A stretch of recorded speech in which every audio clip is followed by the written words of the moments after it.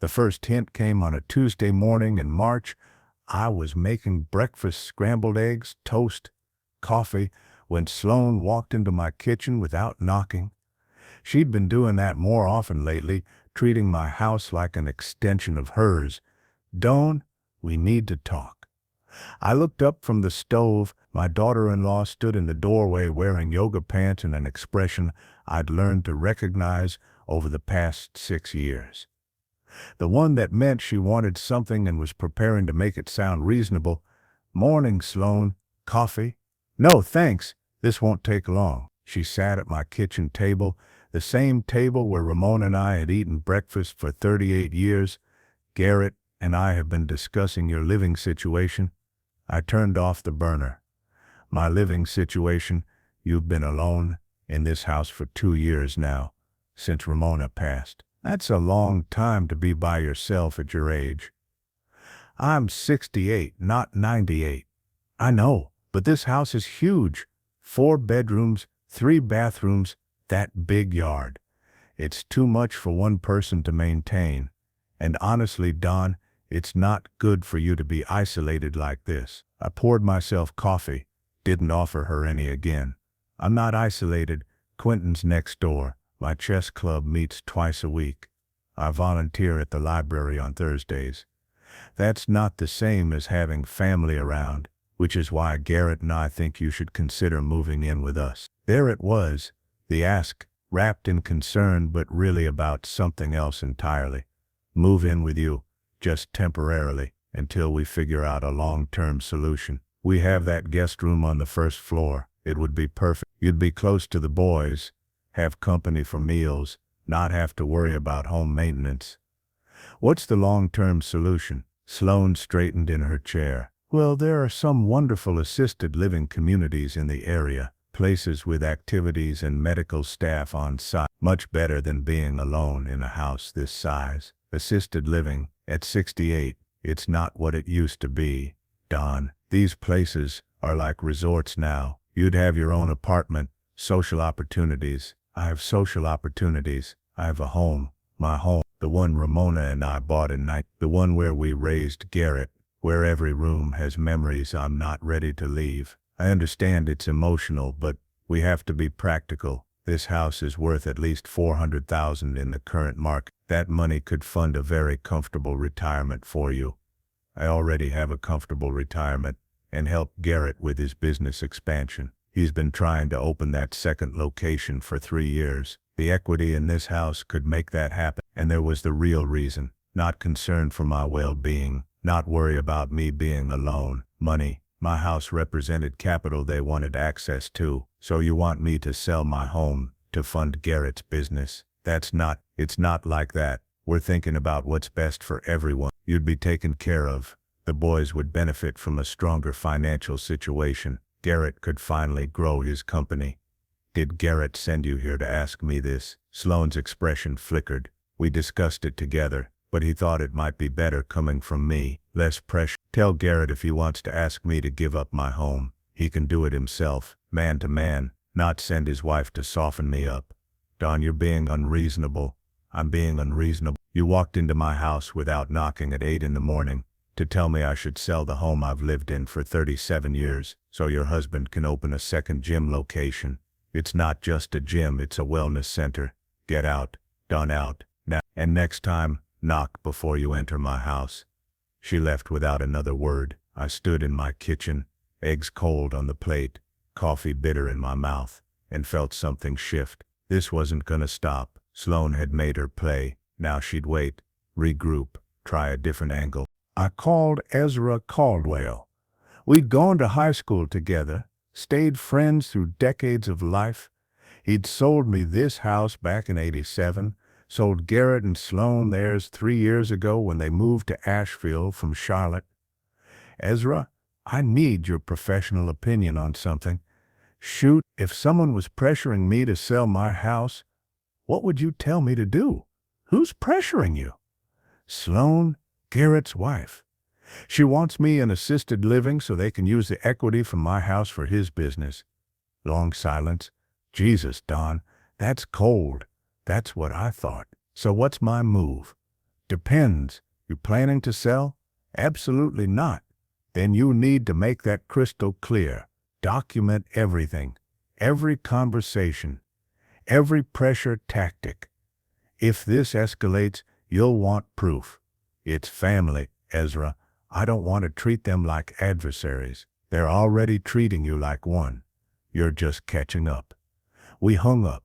I sat at my table, in my kitchen, in my house, and made a decision. Whatever came next, I wasn't leaving. This was my home, Ramona's home, the place where we'd built our life together. No one was taking that from me. That afternoon, Garrett showed up, knocked, at least. Progress. Dad, can we talk about your wife's suggestion that I sell my house and move into assisted living? He had the decency to look uncomfortable. She mentioned you weren't receptive. Not receptive, Garrett. She asked me to give up my home so you could expand your business. How exactly should I have been receptive to that? It's not. Look, can I come in? I stepped aside. We sat in the living room. Ramona's Afghan was still draped over her favorite chair. Her reading glasses still on the side table. 2 years gone and I couldn't bring myself to move them. Dad, I'm worried about you. Sloane's worried about money. There's a difference. That's not fair. We both care about your well-being. This house is a lot for one person. I can afford it. I can maintain it. And I'm not leaving. But if something happened to you, then you'll inherit it. Eventually, but I'm 68 years old and in perfect health. I could live here another 20 years. Is that what this is about? Not wanting to wait for your inheritance? Jesus, Dad, that's harsh. Is it untrue? Garrett stood up, pacing. He had Ramona's nervous energy, her habit of moving when stressed. The business is struggling. The Charlotte location is doing okay, but we're maxed out on credit. I can't get another loan without collateral. And I see you in this big house, alone, with all this equity just sitting here. So you sent Sloane to convince me to liquidate. I asked her to talk to you about options, about what might be best for everyone. What's best for me is staying in my home. What's best for you is solving your own financial problems without asking your father to give up the house where he raised you. I'm not asking you to give it up. I'm asking you to consider that you don't need this much space, that the money could do more good helping family than sitting in real estate equity. The money is doing good. It's giving me stability, security, a place to live that has 37 years of memories in every room. That's worth more than a second gym location. Wellness center. I don't care what you call it, Garrett. The answer is no. He left. I sat in Ramona's chair, holding her reading glasses, and wondered when my son had become someone who'd ask me to leave my home for his business venture. Over the next 2 weeks, the pressure increased. Sloane would drop by with real estate listings for luxury senior apartments. Garrett would mention how difficult it must be to maintain the yard. They'd bring the boys over and point out how much work the house needed. Painting, new gutters, kitchen renovation. Every visit was another attempt to convince me the house was a burden, that I'd be better off somewhere else, somewhere smaller, somewhere that freed up capital for them to use. I started keeping a journal, dated every conversation, every suggestion, every pointed comment about how the house was too much for me. Quentin noticed. We were playing chess on my back porch, late April afternoon, when he finally brought it up. You're distracted. That's the third blunder in 10 moves. Family stuff. The daughter-in-law? How'd you know? I see her coming and going, always leaving looking frustrated. Doesn't take a detective. He moved his bishop. What's she after? My house. Wants me to sell and move into assisted living. Use the money to fund Garrett's business expansion. Quentin whistled low. That's brazen. That's desperate. His business is failing, and he's looking for a bailout. What are you going to do? Stay put. It's my house. My decision. They're not going to give up easy. I know. He was right. The next escalation came in early May. I came home from the library to find Garrett and Sloane in my driveway, with a woman in a business suit. Dad, this is Meredith Chin. She's a real estate agent. We thought you might want to hear what she thinks the house could sell for. I don't. Just a quick assessment. No, get off my property. All of you. Meredith Chen had the grace to look embarrassed. She got in her car and left. Garrett and Sloan stayed. Dad, you're being irrational. I'm being clear. This is my home. I'm not selling. Stop bringing strangers here to appraise my property without my permission. We're trying to help you see your options. If this story reminded you of the injustices you've seen, follow the channel and turn on notifications. Because wherever justice is delayed, a new revenge story begins. I see my options perfectly. Stay here or leave. I choose to stay. That's the end of the discussion. What if we made you an offer? Sloan said suddenly. What if Garrett and I bought the house from you? You could stay as long as you wanted, but the equity would be accessible for the business. So I'd be renting my own house from my son? Is that what you're proposing? Not renting, living here, but the ownership would transfer. Absolutely not. Dad, please. This conversation is over. If you bring it up again, you're not welcome here anymore. Am I clear? They left. I went inside, locked the door, and called Thatcher Bowen. He'd handled our estate planning when Ramona was alive, helped with the probate after she passed. Thatcher, I need to make some changes to my will. What kind of changes? I want to ensure that if anything happens to me, Garrett can't force a sale of this house. I want provisions that protect it. That's unusual. Why would your son force a sale? I told him everything. The pressure, the suggestions, the real estate agent showing up uninvited. Jesus, Don, I'm sorry. Don't be sorry. Help me protect my home. I can draft something, a trust maybe, with stipulations about residence and sale conditions. But Don, if you're this worried about your son's intentions, maybe you should consider other beneficiaries. Like who? The boys, your grandsons. Skip a generation. Give them the house when you're gone. Garrett gets other assets, but not the real estate. I thought about Hudson and Sawyer, 14 and 11. Good kids despite their parents' financial desperation. Would that work? Perfectly legal. And it would prevent exactly what you're worried about. Garrett inheriting the house and immediately selling it to fund his business. Do it. Draw up the papers. I'll have something ready by Friday. That weekend I signed the new will. The house would go to Hudson and Sawyer when they turned 25, held in trust until then. Garrett would inherit my retirement accounts and investment portfolio, but not the house. Never the house. I didn't tell anyone. Let it be a surprise later. For now, I just wanted the security of knowing my home was protected. June brought a heat wave and a new tactic. Sloan started bringing her mother over. I sold Harcourt, 70-something, sharp as a knife, obviously briefed on the situation. Donovan, dear, Sloan tells me you're being stubborn about moving. Sloan tells you wrong. I'm being sensible about staying in my home. But at your age, don't you think a community setting would be better? More social interaction, activities planned for you? I don't need activities planned for me. I'm not in kindergarten. I didn't mean, of course not. But surely you see how this house is more than one person needs. What I see is that everyone has opinions about my living situation, except the one person who actually lives here. Me, I sold her, pursed her lips. Sloan is concerned. As a daughter-in-law, she feels responsible for your welfare. As a father-in-law, I feel responsible for my own welfare, and my welfare includes staying in my home. The visits continued, always with someone new. Garrett's business partner, concerned about Don's isolation. A friend of Sloan's who worked in elder care, happy to discuss options. Even the pastor from their church, wanting to talk about life transitions. Every visitor had the same message. The house was too much. I should sell. Assisted living would be better. The money could help family. I documented everything. Dates, names, conversations. Built a file that showed a clear pattern of harassment. By July, I'd had enough. I called Ezra. Remember that conversation we had about making my position clear? Yeah? I want to make it very clear. What's the most dramatic way to prove I'm not leaving this house? Ezra laughed. You could always buy another house, show them you're investing in real estate, not liquidating. That's not a bad idea.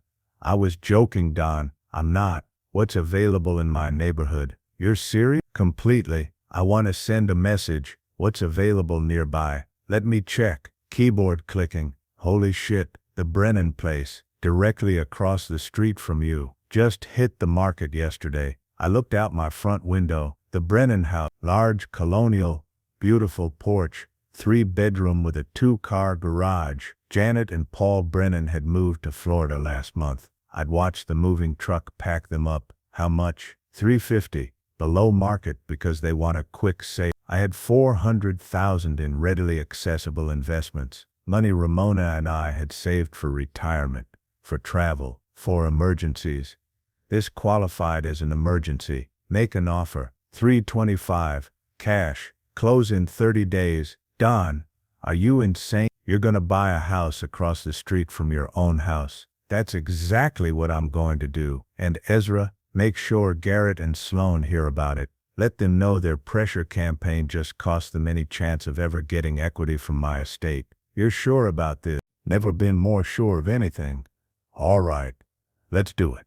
The offer was accepted within 24 hours. The Brennans were thrilled with a cash buyer and quick close. We set settlement for the last week of July. I didn't tell Garrett and Sloan, let them find out the way they'd tried to make me find out I was unwanted through public humiliation. The day the sold sign went up across the street, Sloan appeared at my door. Didn't knock this time, just started pounding. I opened it. Can I help you? What did you do? I bought a house. Investment property. Seemed like a good use of liquid assets. That house? The one right across the street? Are you insane? Am I? You spent 3 months telling me to get into real estate investing. I took your advice. That's not. We meant you should sell your house, not buy another one.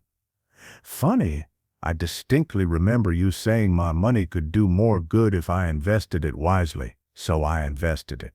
Garrett pulled up, got out of his car looking pale. Dad, what the hell? Language, Garrett? You bought the Brennan house? Cash offer. Closed in 30 days. Moving some furniture over next week. Why would you? What are you going to do with 2 houses? Whatever I want. Maybe I'll rent it. Maybe I'll use it as a guest house. Maybe I'll just let it sit empty to prove I have money to burn on real estate that has nothing to do with funding your failed business. My business isn't failed. It's failing. That's why you've been harassing me for months. That's why you brought real estate agents to my door without permission. That's why your wife tried to convince me I needed assisted living at 68. We were concerned about you. You were concerned about yourselves, about what you could get from me. Well, here's what you're getting. Nothing. Not my house. Not my money. Nothing. Dad, please, can we talk about this rationally?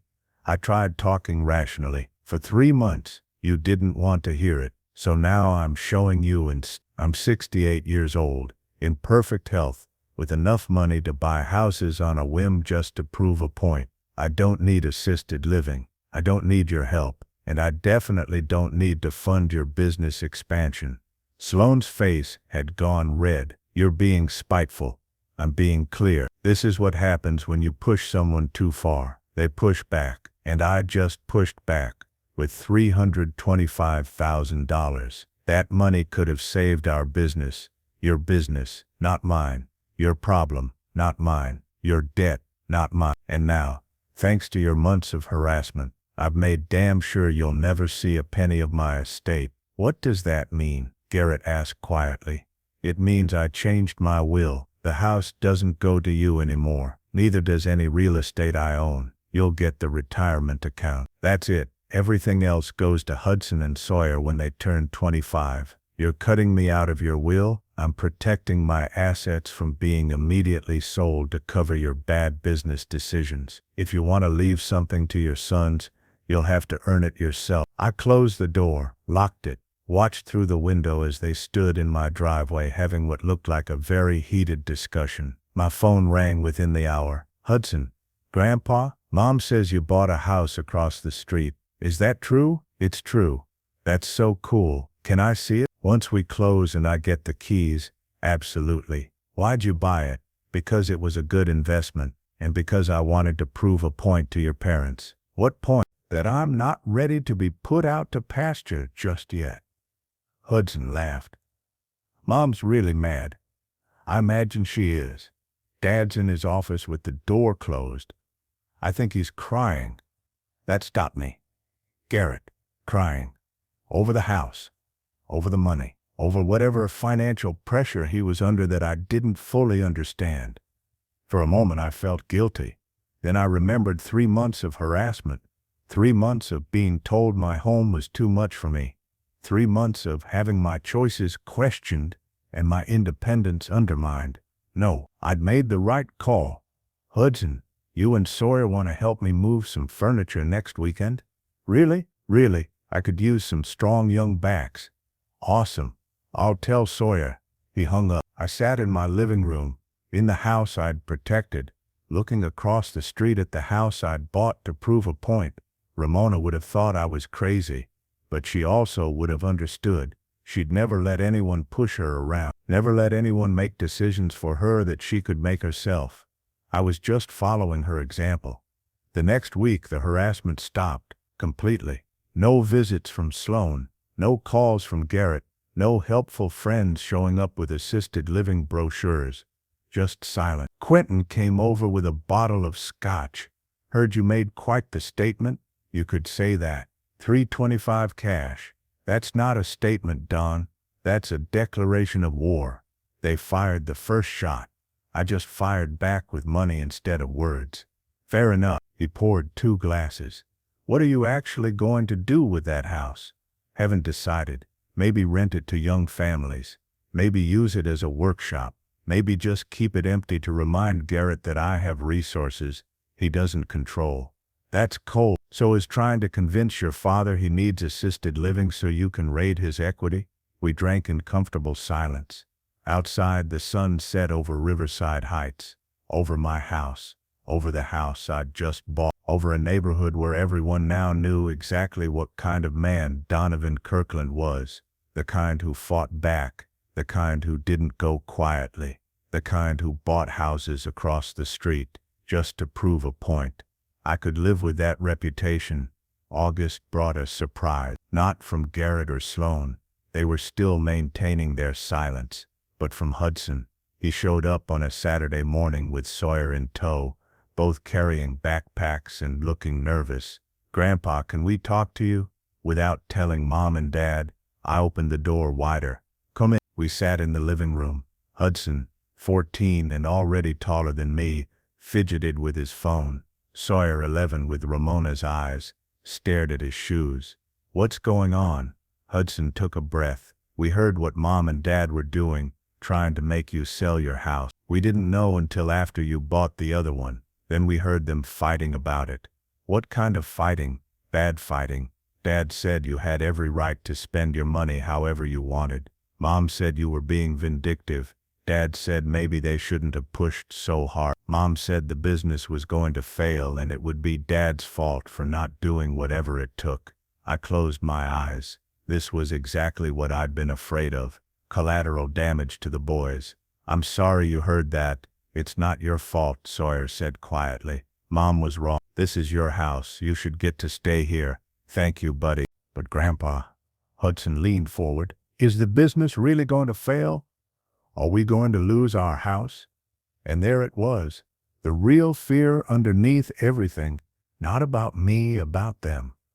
Hudson, I don't know your father's financial situation well enough to answer that, but I do know that a business that requires your grandfather to sell his home to survive probably has deeper problems than money can fix. Dad says he just needs one more year, one good year, and everything will turn around. That's what he said last year, isn't it? Hudson nodded. I looked at these 2 boys, good kids caught in the middle of their parents' financial desperation and their grandfather's boundary setting, and made a decision. How about this? You 2 come over here after school whenever you want, do homework, play games, just hang out. This can be your safe space away from whatever stress is happening at home. Really? Sawyer's face lit up. Really? And when I finish setting up the house across the street, you can help me decide what to do with it. Can we put a game room in it? Hudson asked. We can put whatever we want in it. It's my house. What would you do at this point? Write it in the comments. Your thoughts are as important as the story itself. They left looking lighter than they'd arrived. I sat alone with my coffee thinking about Garrett, about how financial stress could poison everything, about how desperation made people do things they'd normally never consider, like trying to convince their father to give up his home. Monday morning, Ezra called. Dawn, you sitting down? Should I be? The Brennan house inspection came back. You've got foundation issues. Not catastrophic, but significant. Probably $20,000 to fix properly. I should have been upset, should have seen it as a problem. Instead, I started laughing. Dawn, you okay? I'm perfect. It's perfect. Now when Garrett asks why I bought a house with foundation problems, I can tell him it's because I was making a point, not an investment. Prove I spent that money specifically to keep him from getting it. That's one way to look at it. Schedule the foundation work. Use the best contractor in Asheville. I want this done right. You're really going all in on this. Ezra, I spent 37 years building a life with Ramona. This house was our dream, our home, our retirement plan. No one gets to take that away because they made bad business decisions. If spending money on a second house with foundation issues drives that point home, it's money well spent. You're either brilliant or crazy. Can't I be both? The foundation work started in mid-August. Contractors, equipment, the whole neighborhood watching as I poured money into a house I'd bought purely to make a statement. Quentin came over to watch the progress. You know, people are talking. Let them talk. They're saying you lost your mind. That grief over Ramona made you irrational. Better than them thinking I'm weak enough to let my son force me out of my home. That's not what people think. That's exactly what they'd think if I'd sold. Poor Don couldn't maintain that big house alone. Good thing his son convinced him to downsize. Well, now they're saying crazy Don bought another house. I prefer crazy to pathetic. He had no response to that. The second week of September, Garrett finally broke his silence, showed up at dinner time, looking exhausted. Dad, can we talk? If this is about the house, it's not. Not really. I need to apologize. I let him in. We sat at the kitchen table, same place where this whole mess started 6 months ago. The business is closing, not might close, is closing. We're filing bankruptcy next week. I felt no satisfaction in being right, just sadness for my son. I'm sorry, Garrett. You were right. It needed more than money. It needed better management, better planning, better everything. And I couldn't see it because I was too busy trying to find and to throw at the problem. What happens now? We lose the gym, keep the house, barely. Sloan's going back to work full time. I'm looking for a job, regular job, management somewhere. Using my business degree instead of pretending I was an entrepreneur. And me, us? Garrett looked down at his hands. I was wrong. Sloan was wrong. We had no right to pressure you about your home. This is your house, your decision, your life. And we treated you like an asset to be liquidated instead of a father to be respected. Thank you for saying that. I'm ashamed, Dad. I look at what we did, how we treated you, and I'm ashamed. Mom would have been horrified. Your mother would have understood desperation. But yes, she would have stopped you before it got this far. I miss her. Me too. We sat in silence.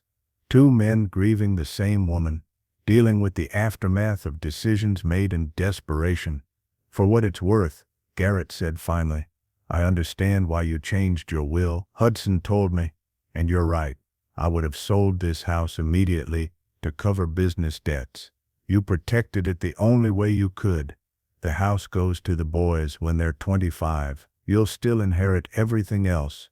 I don't care about the inheritance, Dad. I care that I damaged our relationship over money, over a failing business, over pride. Relationships can heal if both people want them to. I want to. If you're willing, I looked at my son, 41 years old, failed business owner, father of 2, still my son, despite everything. I'm willing, but things change. No more surprise visits from real estate agents. No more helpful suggestions about my living situation. No more treating me like I'm incapable of making my own decisions. Deal. And Dad, what are you actually going to do with the house across the street? I have an idea, but I need to talk to the boys first. That Saturday, Hudson and Sawyer came over. We walked across the street to the now foundation-repaired Brennan house. Okay, here's my thought. This house is yours. What? Hudson stared at me. Not legally, not yet, but functionally. I set it up however you want. Game room, study space, hangout area, your own space away from home. Stress. And when you're older, when you're 25, it becomes legally yours. Both of you, equal ownership. Grandpa, that's... Sawyer couldn't finish the sentence. Too much. Perfect. Crazy. All 3, Hudson said, but mostly perfect. Then let's start planning. What do you want in a house that's all yours? We spent the afternoon drawing up plans. Game room in the basement, study area on the first floor, media room on the second. All the things teenage boys dream of, but rarely get. Can we tell Dad? Sawyer asked as we locked up. You can tell anyone you want. It's your house now. They ran home. I walked back to my house, my real house, the one with Ramona's memories in every room, and felt something I hadn't felt in months. Peace. 2 weeks later, renovation started on what the neighborhood had started calling the boys' house. I hired contractors, bought furniture, set up everything Hudson and Sawyer had asked for. Sloan showed up one afternoon while I was supervising the game room installation.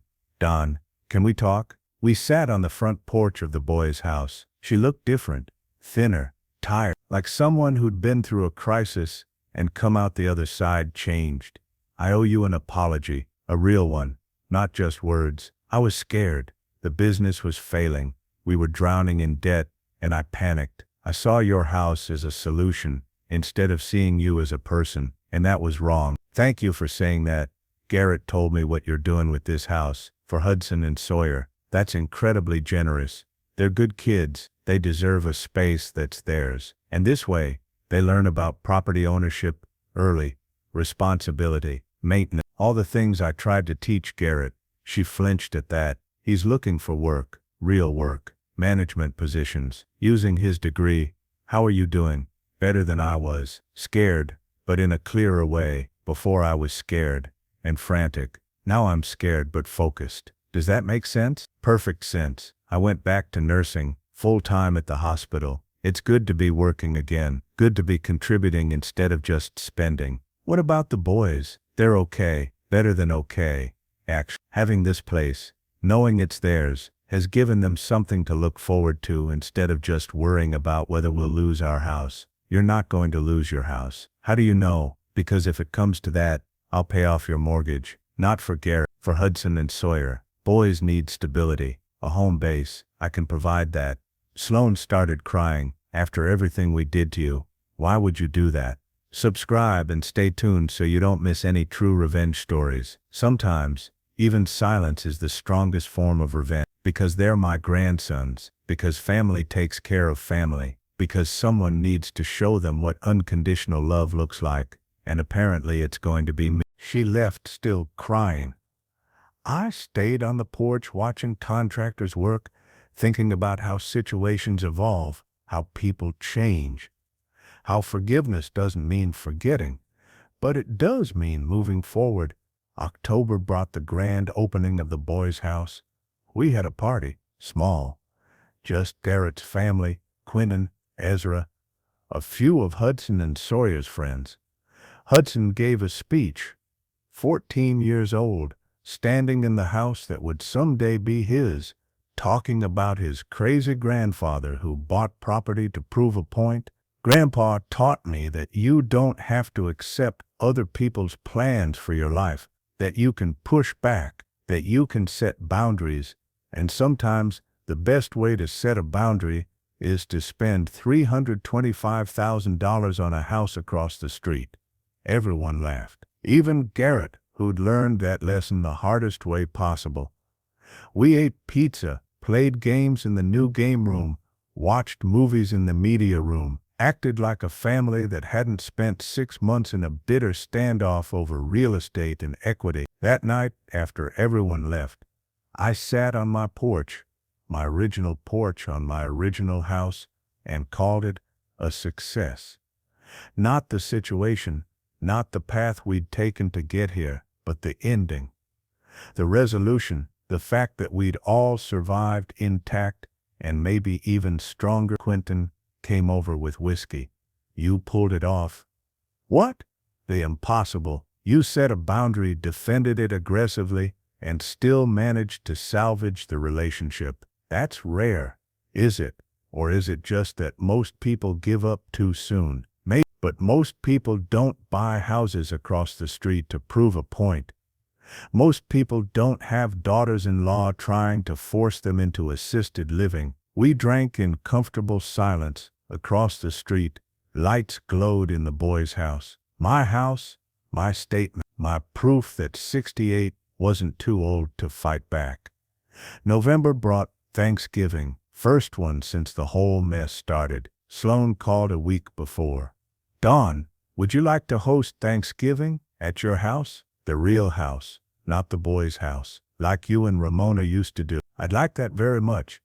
Can I help cook? I know I'm not Ramona, but I can follow her recipes if you still have them. I have all of them, in her handwriting. We can make her favorites. Thanksgiving Day, my house filled with family. Garrett, Sloan, Hudson, Sawyer, Quentin and Ezra. Even Isolde, Sloan's mother, who apologized for her part in the pressure campaign. We cooked Ramona's recipes, set the table with her china, told stories about her, about the house, about the bizarre 6 months we'd just survived. To Don, Garrett raised his glass, for teaching us that boundaries matter, that home means more than equity, and that sometimes the best response to pressure is to buy a house across the street. To Grandpa, Hudson added, the craziest, stubbornest, best grandfather in Asheville. We ate turkey, laughed, made new memories in a house that had seen so many memories already. After dinner, I walked across the street to the boys' house, stood in the empty living room, looking back at my real house, full of light and family. This had been worth it, all of the money, the drama, the foundation repairs, everything, because now I had 2 houses, 2 statements, 2 reminders that Donovan Kirkland didn't back down. The house I'd defended, my home, Ramona's home, our life together. The house I'd bought, proof that pressure wouldn't work. Boundaries had consequences, and 68 wasn't too old to fight back with cash and stubbornness. December brought closure. Garrett's gym officially closed. He took a management position at a regional fitness chain. Good pay, benefits, stability, the kind of job he should have taken instead of trying to be an entrepreneur. Sloan thrived at the hospital, made more money than she expected, found purpose in nursing she'd forgotten during her years as a stay-at-home mom, focused on Garrett's business. The boys split time between their house and the boys' house. Homework at mine, dinner at theirs, a rhythm that worked for everyone. And me, I stayed in my house, maintained my routines, played chess with Quentin, volunteered at the library, lived the life I'd fought to keep. January brought a surprise visit. Woman in her 50s, introducing herself as a reporter for the Asheville Citizen-Times. Mr. Kirkland, I heard about what you did, buying a house across the street to prove a point. It's quite a story. It's quite a situation that led to it. Would you be willing to be interviewed? I'm doing a series on elder financial exploitation. Your story fits perfectly. I wasn't exploited. I fought back before it got that far. Exactly. You're the success story, the one who set boundaries. I'd love to share how you did it. I thought about it, about other 68-year-olds facing pressure from family, about people who might need permission to fight back. Okay, but I want to be clear. This isn't about vilifying my son. He made mistakes. We all did, but we're working on it. I understand. Let's focus on the boundary setting, the self-advocacy, the creative problem-solving. The article ran in February. Front page of the lifestyle section. Local man buys house to prove point about independence, complete with photos of both houses and an interview where I explained exactly why I'd done what I'd done. Response was immediate. Letters from people in similar situations, calls from elder rights advocates, even a few interview requests from regional news stations. I declined most of it, but I did agree to speak at the senior center about boundary setting and financial independence. 30 people showed up. 30 seniors who'd faced pressure from family, who'd been told they were too old to manage their homes, who needed to hear that fighting back was okay. I'm not saying buy a house, I told them.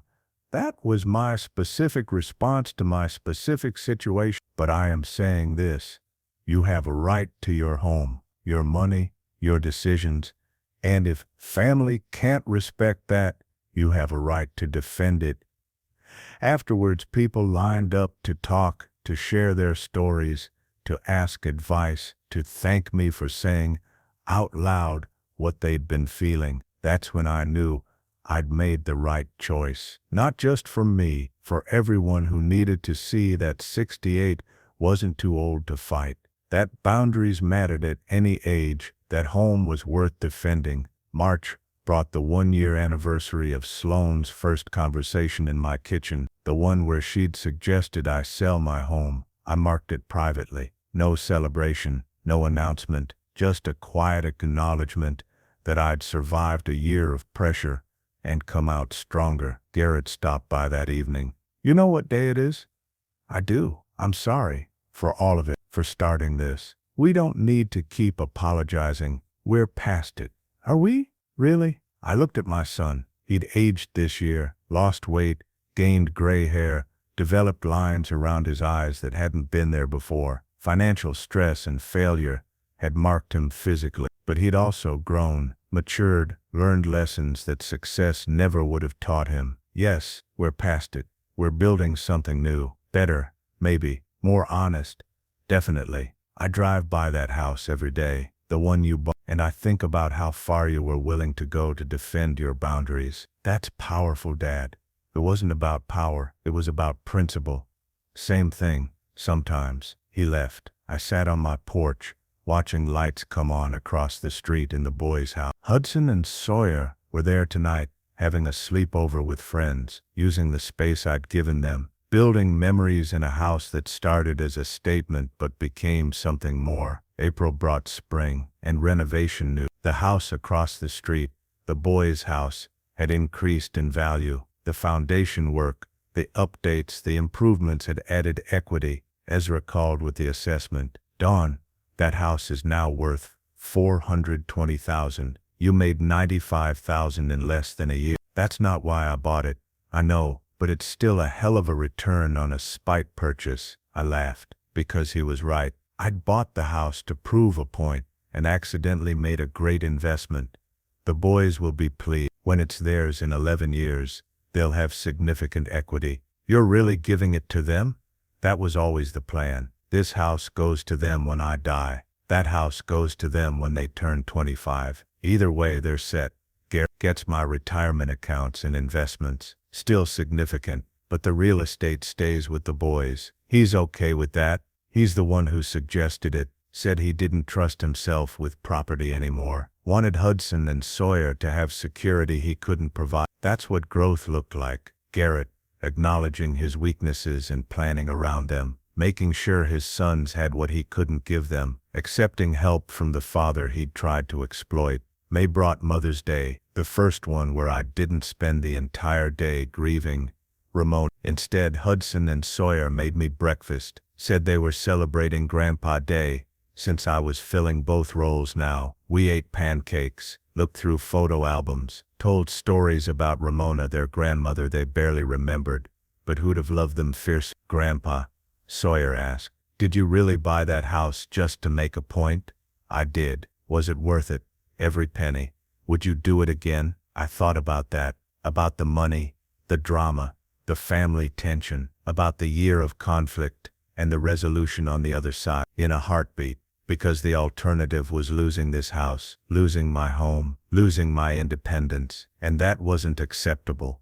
You taught us something, Hudson said, that it's okay to fight for what matters, even if people think you're crazy, even if it costs a lot, even if everyone says you're wrong, especially if everyone says you're wrong. That's usually when you're most right. They left that afternoon full of pancakes and stories and lessons about boundaries they probably wouldn't fully understand for years. But they'd remember, when they were older, when they faced their own pressure campaigns, their own moments of having to choose between peace and principle, they'd remember their grandfather who bought a house across the street, who spent $325,000 on a statement, who proved that 68 wasn't too old to fight back. June marked the official one-year anniversary of buying the boys' house. I threw a party.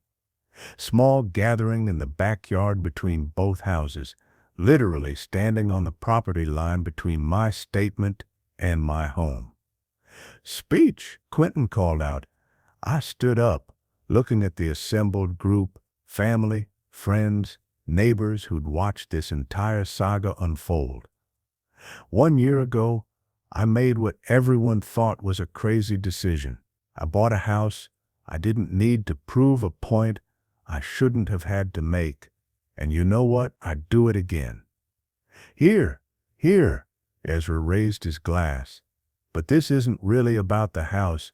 It's about principle, about knowing what you're not willing to compromise on, about fighting for the things that matter, even when it's expensive or difficult or makes people question your sanity. Amen, Garrett said quietly. This house, my real house, is where I built a life with Ramona. It's where we raised Garrett. It's where we planned to grow old together. When she died, this house became my last connection to her. Every room has memories. Every corner has stories, and no one was taking that from me. The other house, the boys' house, started as a weapon, a way to fight back. But it became something else, a gift, a future for Hudson and Sawyer, a teaching tool about boundaries and self-respect and defending what matters. I looked at my son. Garrett and I went through hell this year, but we came out the other side still family, still connected, maybe even closer because we had to work through conflict instead of avoiding it. So here's to defending boundaries, to spending money on principle, to proving that 68 isn't too old to buy houses out of spite and turn them into something meaningful. Everyone cheered. We ate barbecue, played games, celebrated a year of surviving family conflict and coming out stronger. That night, after everyone left, I sat on my porch, both porches, actually. I started on my real house porch, then walked across the street to the boys' house porch. 2 porches, 2 houses, 2 statements about who Donovan Kirkland was and what he stood for. From this porch, I could see my real house, the lights on in the kitchen where Ramona and I had cooked thousands of meals, the living room where we'd watched our son grow up, the bedroom where she'd died and I'd learned to sleep alone. That house was my past, my foundation, my proof that love built something that lasted beyond death. This house, the boys' house, was future, Hudson and Sawyer's future, a gift born from conflict but given in love. My phone buzzed, text from Garrett, thanks for today, and for this year, and for not giving up on us even when we deserved it. I texted back, that's what family does. We forgive. We move forward. Love you, Dad. Love you too, son. I sat on that porch until the stars came out, thinking about the year behind me and the years ahead, about the house I'd defended and the house I'd bought, about principles and boundaries and the cost of standing firm. It had been expensive, $325,000 plus foundation repairs plus renovations. It had been difficult. Family conflict, neighborhood gossip, months of tension. It had been worth it. Every single penny, every single moment. because now I had proof, 2 houses worth of proof, that Donovan Kirkland didn't back down, didn't give up, didn't let anyone, not even family, pressure him into giving up what mattered most: my home, my independence, my right to make my own decisions about my own life. I walked back across the street to my real house, locked the door, turned on the lights, sat in Ramona's chair with her reading glasses still on the side table. "We did it," I said to her ghost. "We kept the house." Somewhere I imagined her smiling, proud of her stubborn husband who'd fought back the only way he knew how, with money, with real estate, with a statement so dramatic the whole neighborhood was still talking about it. That's what love looked like sometimes. Not roses and romance, but defending the home you'd built together, refusing to let anyone take it away, fighting for memories and meaning, and the right to live your own life on your own terms. I'd done that. We'd done that. And the house across the street, that beautiful, expensive, spite-fueled statement, stood as permanent proof that some things were worth fighting for, no matter the cost. The end. If you liked this story, please like this video, subscribe to the channel, and share your thoughts in the comments. To listen to the next story, click on the box on the left. Thank you for watching.